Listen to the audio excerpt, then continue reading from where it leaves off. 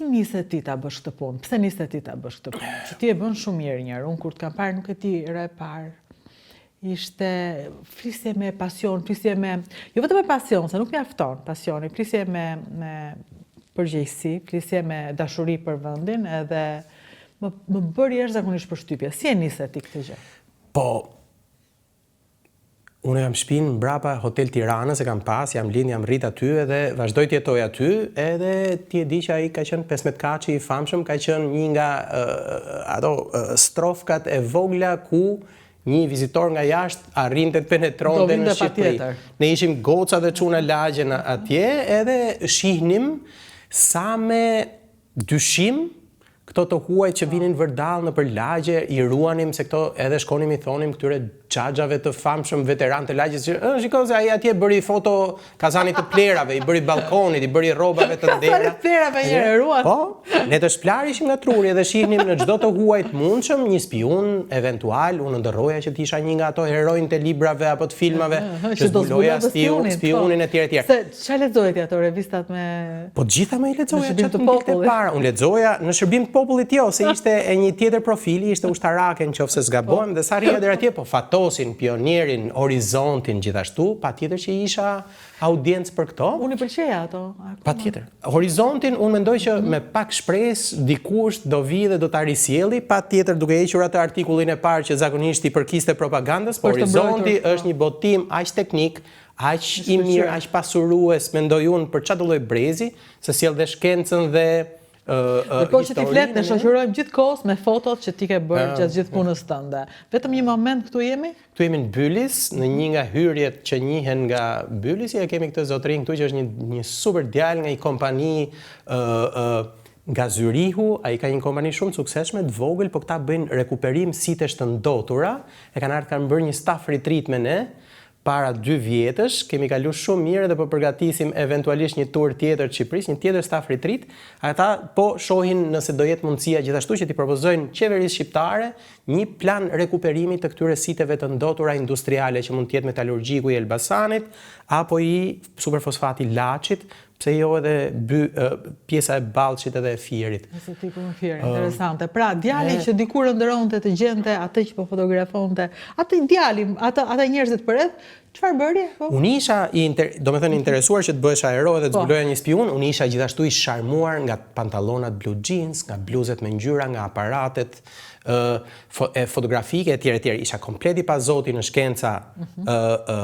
shkenca, matematik, fizik etj, komplet i pa talentum, po isha i interesuar në gjuhë huaja, në histori, në gjeografi etj. Dhe i gjithë kjo kontakti me këto të huajt, e gjithë e diti si të gjithë ne, brezi jon, duke parë Rajn, Il Mondo di Quark, nëse të kujtohet, e gjithë to historit me udhëtim, me fise, nuk kishte asnjë lloj libri që fillonte me aventurat të mos ishe lexuar. Unë të mos isha interesuar. Unë tentoja të gjithë. Edhe plot nga këto librat e ditit të këtyre autorëve anglez të viteve 1900, 1800, sidomos që kishin udhëtimin, aventurën, lëvizje në një ishull, gjithë filmat e famshëm etj. Bën që unë që fëmijë të ngrija një ëndër, që një ditë unë do jem në sektorin e udhëtimit.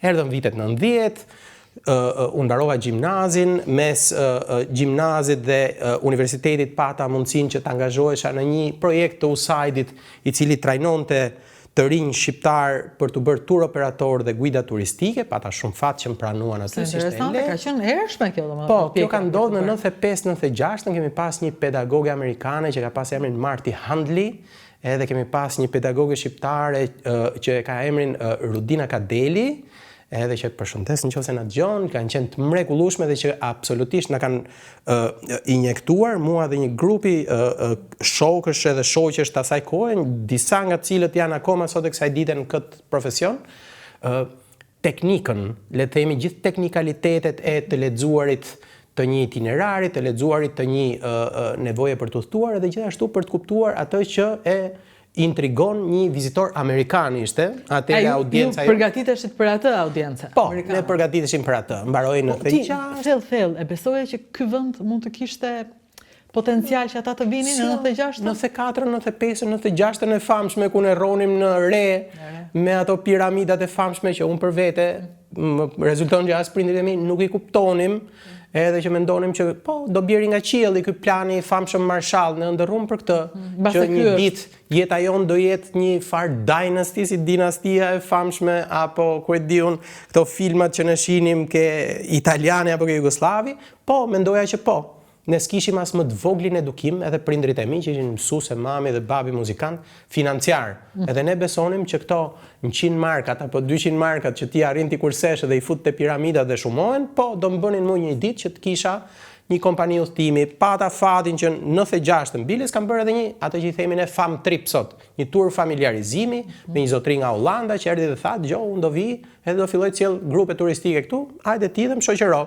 Edhe unë shkova bashkë me shokun tim Genc Murthi, edhe shoqëruam e quam në jug, që ishte akoma krejtësisht i pashkelur. Megjithatë sa më ka marrë malli për atë jugun, e asaj kohe. Aromat e jugut më mungojnë, me thënë drejtën, dhe i gjej që kanë humbur pak, kanë filluar ajo aroma e fortë e sherebeles kur ti afrohesh në Porto Palermo, aty brenda që futesh ndjen akoma disa gjëra. Shumë pak kam bet se ka qenë pikë grumbullimi edhe Ska gjë, ka ardhur një gjë tjetër. Ska gjë, patjetër, nëse ndalojmë dot këtë edhe ta konservojmë patjetër Se ne duam të peshkun patjetër. Duam të na rikthehen ato gjërat. Çfarë duan që të kthehet prodhimi i qelçit në Shqipëri, edhe që ky peshku të na kujtojë ne që neve kemi nevojë me këtë bum turistik që kemi, që gjithashtu ta konsiderojmë sektorin me nën sektor. Dhe ky që i përket suvenireve dhe dhuratave nga Shqipëria është një nën sektor i nëpërkëmbur në perceptimin tim. Është shumë e vështirë që ti të lëvizësh në tregjet shqiptare dhe që ti të gjesh produkte që t'jenë të bërë, po në kavaj. Kam pyetur se mos kthehet kjo. Dikur në Zhmi Hoxhën për kavajan, për industrinë e qelshit në kavaj dhe i kam thënë, pse në kavaj? Nuk e di pse kam bërë këtë pyetje, po e pyeta pse në kavaj, tha sepse shkuam në atë zonë, pam që kishte shumë gra dhe papunësi dhe u mendua që aty i duhet dhënë një punë grave. Okej. Dhe u gjet kjo mënyrë. Kam përshtypjen që ne na duhet një mënyrë tjetër tani, jo për t'i dhënë vetëm grave një punë, po dhe për t'i dhënë turistëve një dhuratë. Po për t'i dhënë një Made in Albania. Një dhuratë Made in Albania që rri në hallin, në living roomin e një familje suedeze, amerikane, holandeze, etj. Është propagandë, është një investim i këtij vendi dhe në qoftë se ky është një biznes që nuk bën sens për një biznes shqiptar, ky duhet bëj sens për shtetin shqiptar, ta motivoj, ta subvencionoj. Dhe ky duhet kthehet më përderisa ka me shumë gjasa ka akoma specialistë të kësaj që janë vërdall, edhe ky mund kthehet në një gjithë kjo pjesa e suvenirit është mungesore, na mungon shumë. Po ti tërheq një vend e merr gjithë jetën me vete. E ke parë në Gjirokastër kur të shesin ato dhe unë i thash vërtet janë shqiptare? Jo, tha, jo, janë turke. Po ti ke dhe videon i tash si bëhet? E kam bërë në Turqi. Me dashurinë më të madhe për shokët tanë në Gjirokastër, unë i kam plot shokë shoqë aty ke qafa e pazarit që kanë dyqane dhe kështu. Po unë shpresoj që do gjendet guximi që këta të marrin produktin shqiptar, i cili është më i shtrenjtë, plot nga kolegët e kanë përmend edhe këto ditët e fundit etj. Po, suveniri shqiptar është më i shtrenjtë, por neve duhet marrim guximin edhe ta shtym përpara këtë, ose të paktën të marrim përsipër ndershmërinë që qilimit që është prodhuar në Kinë dhe në Turqi, t'i vëmë atë stampën Made in China, edhe pastaj njeriu e vendos vetë. Nëse ky bën 20 euro dhe ky i Shqipërisë bën 80 euro, t'ja lejmë klientit që ta vendosi këtë. Ta vendosi, po ti thuaj ama, nuk patjetër. Ka ardhur momenti të përballemi me të vërtetën. Patjetër, edhe mendoj që ka mjaftueshëm audiencë për të shitur edhe të lirin, edhe atë të mirin shqiptarin, jo të shtrenjtin, po të mirin. Ja, këto të gjitha, për shembull, perdet e tyre, qëndismat, e një kohe të cilat na tregojnë që dhe kemi të kaluar.